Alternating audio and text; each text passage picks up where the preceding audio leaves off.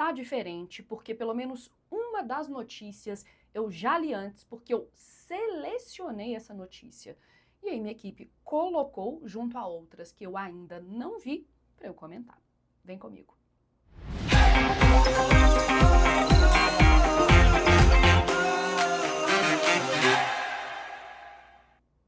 Bom, como vocês sabem, o Giro da Jana nos últimos tempos tem sido feito de supetão, na surpresa. A minha equipe separa algumas notícias da semana que têm chance de cair no Enem e em outros vestibulares e eu comento na hora em que elas aparecem na minha tela. Entretanto, teve uma notícia que eu não consegui deixar passar, porque é uma notícia que está ligada a ser mãe, a ser brasileira, entre outros elementos. Essa é a primeira notícia, a única que eu já sabia que estaria aqui antes de eu comentar com vocês. A notícia foi essa que me deixou profundamente indignada. Nestlé adiciona açúcar para bebês? Olha só, eu acho que eu vou até subir a minha cara aqui para a parte de baixo da manchete aparecer. Apenas em países pobres. Diz ONG. Empresa afirma seguir limites impostos pela Anvisa, que é a Agência Nacional de Vigilância Sanitária, e recomendações na OMS, e explica que, bela justificativa, variações nas receitas entre países dependem de vários fatores. Basicamente, a gente tem uma ONG internacional ligada à área de alimentação que foi analisar a fórmula utilizada pela Nestlé em fórmulas infantis do mundo inteiro. Uma coisa há em comum entre os países menos desenvolvidos em oposição aos países mais desenvolvidos. As fórmulas nos países não desenvolvidos ou menos desenvolvidos contêm açúcar, o que, segundo a Anvisa, não pode acontecer e, de acordo com a OMS, a Organização Mundial da Saúde, não é o indicado. Quando eu fiquei sabendo dessa notícia? Escutando um dos meus podcasts favoritos, que eu já vou indicar para vocês aqui, que é o podcast Prato Cheio. Que é o podcast Prato Cheio. Então aqui é repertório sociocultural, tá? Então aqui repertório midiático é a área do conhecimento. O podcast Prato Cheio, que é ligado ao perfil, e eles têm perfil no Instagram, tem perfil no TikTok e tem site, que é o Joio e o Trigo, que é um grupo de pessoas que lidam com o aspecto da alimentação numa abordagem bem econômica, política, ideológica e social. Tá? E aí, gente, o que acontece? Li originalmente na página do Joio do Trigo, vou colocar aqui para vocês, né, na minha tela, Joio e o Trigo. Será que eu ponho o perfil do Instagram deles? Então, vou pôr aqui, Joio e o Trigo, e vou pôr o podcast para vocês verem. Prato Cheio. Tá? Esse daqui, o podcast Prato Cheio, pertence à página O Joio e o Trigo, tá? Se você for lá, por exemplo, você consegue escutar todos os episódios, por exemplo, né?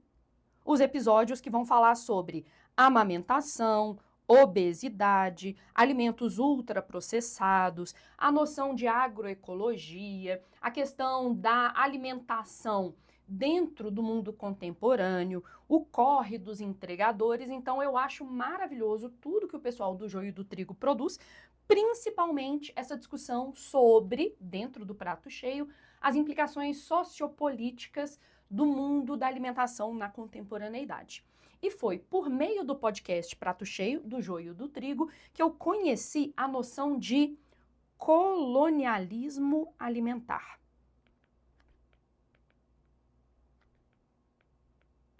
Que tem tudo a ver com a discussão de hoje. Vamos fazer uma análise aqui rapidinha. colonialismo é esse sistema político, social e econômico baseado na exploração das colônias, países menos desenvolvidos, pelas suas metrópoles, países mais desenvolvidos. A Nestlé é uma empresa europeia e que, nos países menos desenvolvidos, frequentemente antigas colônias, oferece produtos de menor qualidade nutricional, tá? Não sou eu que estou falando sobre isso sozinha. A gente tem, por exemplo, um documentário muito interessante disponível no YouTube. Então, o segundo repertório de hoje, documentário produto cinematográfico, que é o documentário Muito Além do Peso, que fala sobre obesidade infanto-juvenil no Brasil.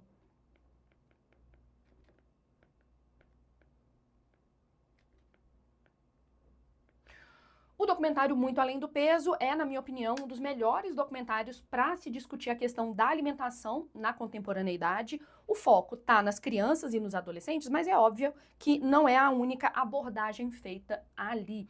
Vai se falar também dessa cultura dos ultraprocessados, como a flexibilização dos laços familiares favorece que haja mais pessoas sedentárias e obesas, entre outros elementos. Acho que vale a pena, eventualmente, também, vocês lerem sobre a noção de colonialismo alimentar. Vou colocar aqui uma indicação de texto para vocês. Beleza? Acho que vale a pena, eventualmente, vocês darem uma olhada. Vou colocar aqui para vocês um dos meus sites favoritos para ter informação e ter opinião. É o Politize. Acima de tudo, eu acho que vale a pena vocês darem uma olhada nos textos do Politize, que vão fazer uma relação entre péssimos insumos alimentares e países em desenvolvimento. Eu não quero ficar falando muito mal aqui das empresas, porque eu tenho medo da visita do senhor Processinho, como vocês podem imaginar. Primeira notícia comentada. Por que será que a Nestlé oferece fórmula infantil cheia de açúcar nos países menos desenvolvidos do que nos países desenvolvidos? Será que isso tem a ver, por exemplo, com eventual desumanização das populações menos desenvolvidas? Imaginar que eles são menos detentores do direito à saúde? Não sei. Estou apenas questionando. Próxima notícia, sério, equipe. Gestão Tarcísio vai usar ChatGPT para produzir aulas digitais no lugar dos professores. Docentes, né, os professores, vão revisar material feito por inteligência artificial. Então, inteligência artificial, o eixo temático ali das TICs, tecnologias da informação e da comunicação.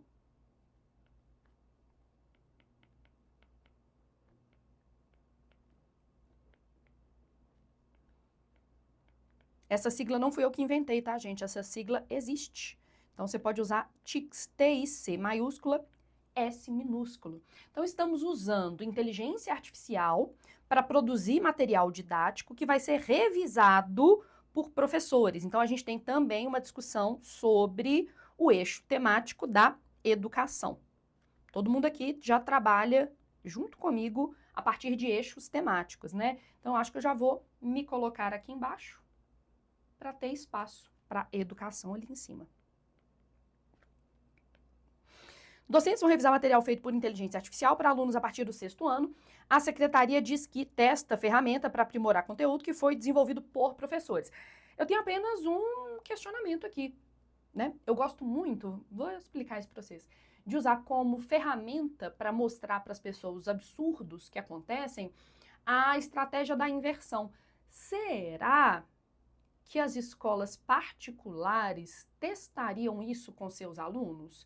Vocês veem muitas escolas particulares tendo material didático produzido por inteligência artificial, ou é algo que a gente só testa na escola pública?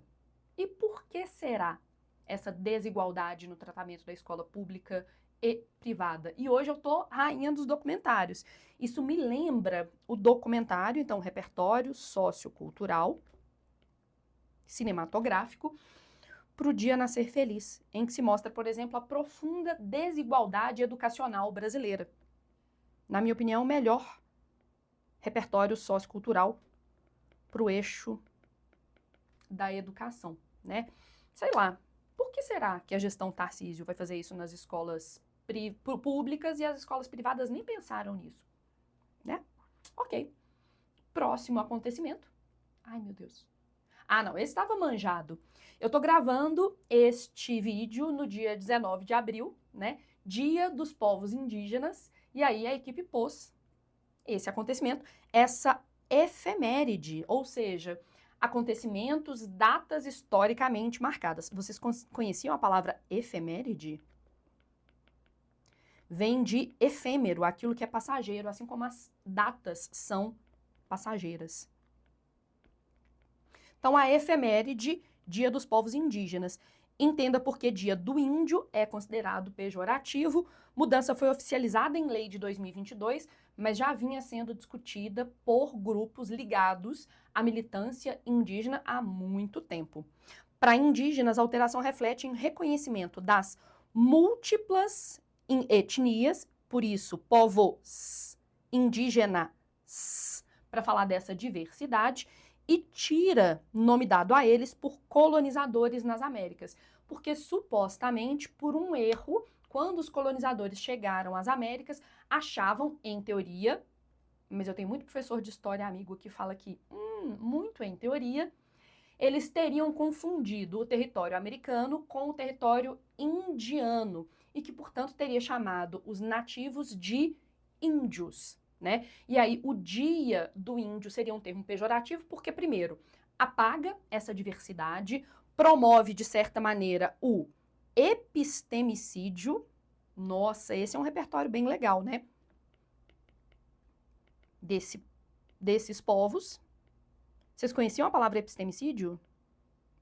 Bem legal, depois vale a pena dar uma olhada no conceito de epistemicídio, por exemplo, conforme presente na obra da filósofa brasileira Djamila Ribeiro, uma das pessoas que fala sobre isso, uma das brasileiras que fala sobre isso, e segundo, porque eles não são índios, eles são indígenas, no sentido de nativos, aqueles que estavam aqui antes dos outros grupos aparecerem.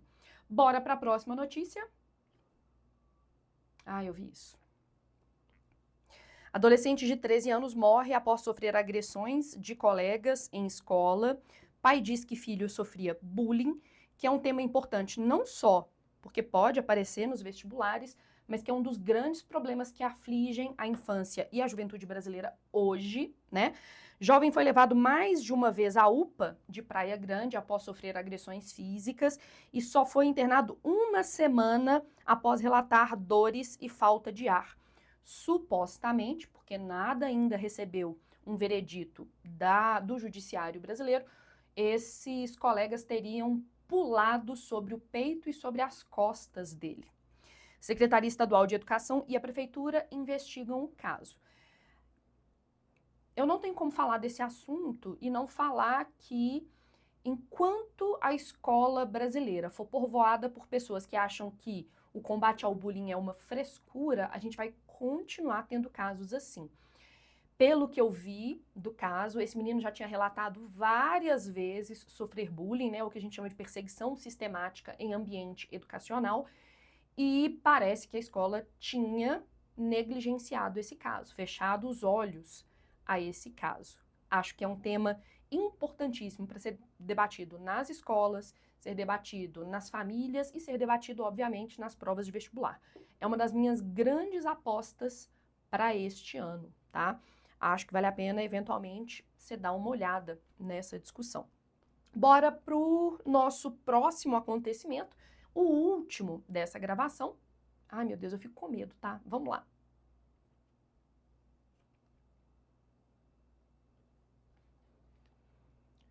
Eu vou pôr aqui. Mulher leva cadáver em cadeira de rodas para tentar receber um empréstimo de 17 mil. Todo mundo viu o caso do tio Paulo, né? As funcionárias do banco chamaram o SAMU, que constatou a morte. O homem na cadeira de rodas tinha 68 anos e a polícia investigar quanto tempo ele estava morto. O corpo foi levado para o IML. Gente, não tem como. Eu preciso assumir que quando eu vi esse caso, a minha primeira reação foi nu. Aonde vamos parar? Mas a minha segunda reação foi rir do absurdo que é ser brasileira. Tem certas coisas que eu tenho a impressão que só acontecem no Brasil. E eu tenho medo de me comprometer falando coisas indevidas ou inadequadas aqui. Então eu vou pedir para vocês um favor. Qual é a sua opinião sobre o caso do tio Paulo, que foi levado morto numa cadeira de rodas para contrair um empréstimo? Deixa aqui embaixo o seu comentário, a sua reação ou eventualmente até mesmo os memes que vocês receberam, porque até figurinha de WhatsApp com o tio Paulo eu recebi. E para problematizar essa superficialidade e o sensacionalismo da cobertura midiática sobre esse caso, eu acho que eu usaria a Sociedade do Espetáculo do Guy Debord, me incluindo na Sociedade do Espetáculo. Essa sociedade em que tudo, principalmente a imagem, é transformada em mercadoria. Vale a pena depois dar uma olhada nesse repertório e problematizarem as próprias reações. Eu tô me incluindo aqui nessa abordagem irresponsável, superficial e um pouco desrespeitosa da notícia. O Guy Debord tem muito a falar sobre isso, ok? Espero que tenham gostado do giro de hoje. Deixem aqui embaixo, como sempre, suas opiniões, seus comentários, seus biscoitos, seus likes, suas assinaturas, suas ativações de notificações e a gente se vê na semana que vem com correção de redação, entre outros. Um beijo.